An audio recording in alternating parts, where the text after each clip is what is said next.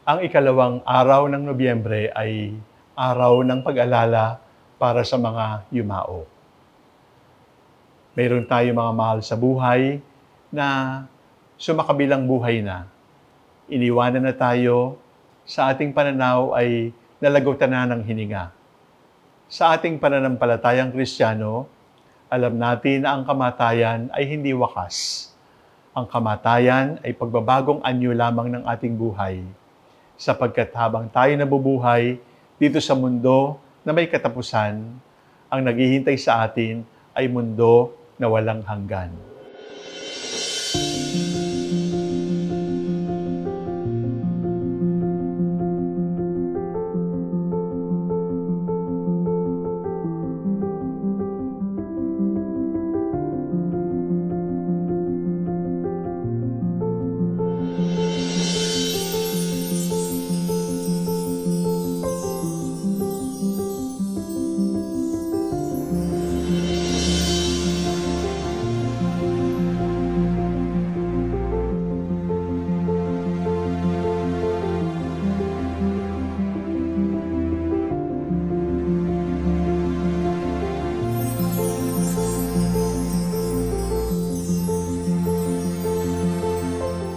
Ang araw na ito ay araw ng pag-alala para sa ating mga yumao na sa ating pananampalataya ay itinuturo na nangangailangan at maaaring makinabang ng ating panalangin.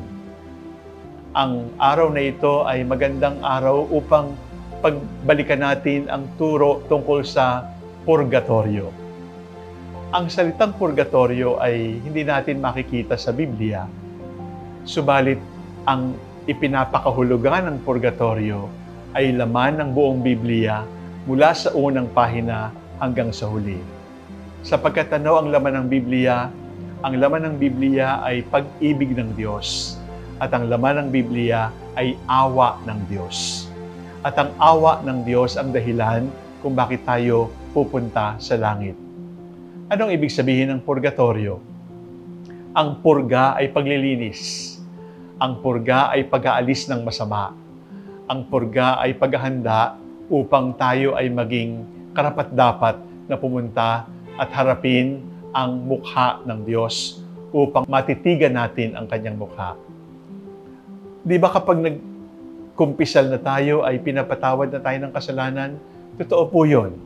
Pinapatawad tayo sa lahat ng ating mga kasalanan. Subalit, mayroon pa hong mga epekto ng kasalanan na naiiwanan sa atin. Kung hindi nyo maintindihan ay ganito. Meron po akong isang kahoy dito sa harapan ko. At tuwing ako'y magkakasala, magpupukpok ako ng pako dito.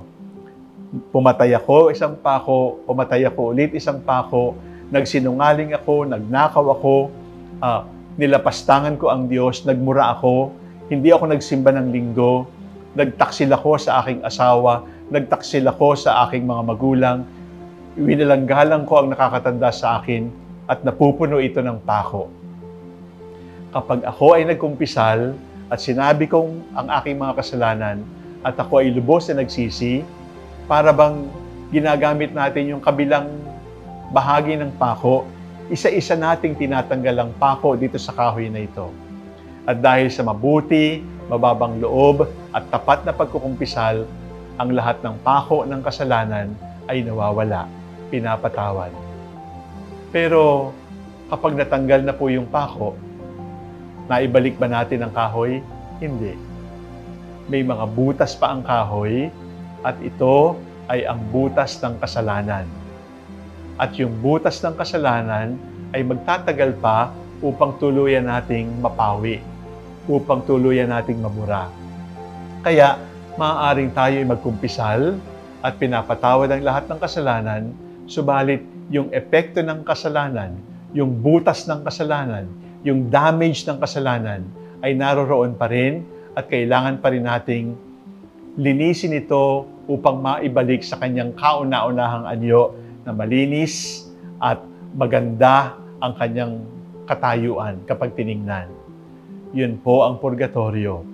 Tayo ay pupunta sa kabilang buhay at kung mayroon pang epekto ng kasalanan na hindi pa buong naibabalik at mayroon pa tayo mga damaged na kaluluwa o bahagi ng ating pagkatao, ang panahon ng purgatorio ay panahon ng pagre-repair, pagre-restore, upang sa tamang panahon ay makita natin ang mukha ng Diyos.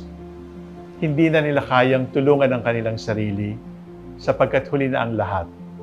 Subalit tayo dito sa lupa, sa pamamagitan ng ating panalangin, makikinabang sila sa ating mga panalangin at sa ating mabubuting gawa. Kaya, huwag po nating ipagwalang bahala ang araw na ito. Totoo, magandang magsindi ng kandila. Totoo na magandang magdasal. Totoo na magandang magsimba. Subalit higit sa lahat, gumawa tayo ng kabutihan at sabihin nating ito ay para sa aking yumaong kapatid, yumaong nanay, yumaong tatay, yumaong kaibigan, yumaong asawa, yumaong lolo at lola. At sana sila ay makinabang sa kabutihang aking iniaalay ngayon. At habang inaalala natin na sila ay nakikinabang sa ating kabutihan dito sa lupa, alalahanin din natin ang kabilang pisngi ng turong ito. Ano yon? Mamamatay ka rin. Mamamatay rin ako. At sana isabuhay natin na ang bawat sandali ay huling araw natin dito sa mundo. Kung huling araw mo na lang dito sa mundo, makikipag-away ka pa ba? Kung huling araw mo na sa mundo, pagnanasaan mo pa ba yung ari-arian ng kapwa-tao? Kung huling araw mo na sa mundo, pagnanakaw ka pa ba? Kung huling araw mo na sa mundo, pagmumura ka pa ba? Di ba magpapakabait ka na? Di ba magpapakabuti ka na sapagkat bilang na ang oras ko?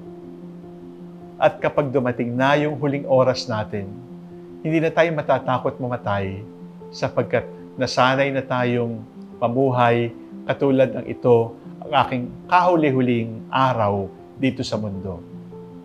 Mga minamahal kong kapatid, alalahanin natin ang mga yumao, subalit higit sa lahat, alalahanin natin na sasamahan natin sila sa tamang panahon, sa takdang panahon. Hindi natin alam kung kailan, hindi natin alam kung papaano, hindi natin alam kung saan tayo mamamatay. Ang alam lamang natin ay ito, mamamatay tayong lahat at haharap tayo sa ating kataas-taasang hukom. Sino ka ba talaga sa harap ng Diyos? Kung ano ang iyong kaluluwa, yun ang tunay na ikaw. Maganda ang buhok mo, dapat mas maganda ang kaluluwa mo. Maganda ang mukha mo, dapat mas maganda ang kaluluwa mo. Malakas ang katawan mo, dapat mas malakas ang kaluluwa mo. Sapagkat ang tunay na ikaw ay hindi kung ano ang iyong katawan. Ang tunay na ikaw ay kung hindi ano ang sinasabi ng mga tao. Ang tunay na ikaw ay kung ano ang iyong kaluluwa. At kung bulok ang kaluluwa, kahit maganda ang mukha, ang buhok at ang katawan, ang totoo ay bulok talaga tayo. Mga minamahal kong kapatid, how is your soul? Take care of your soul.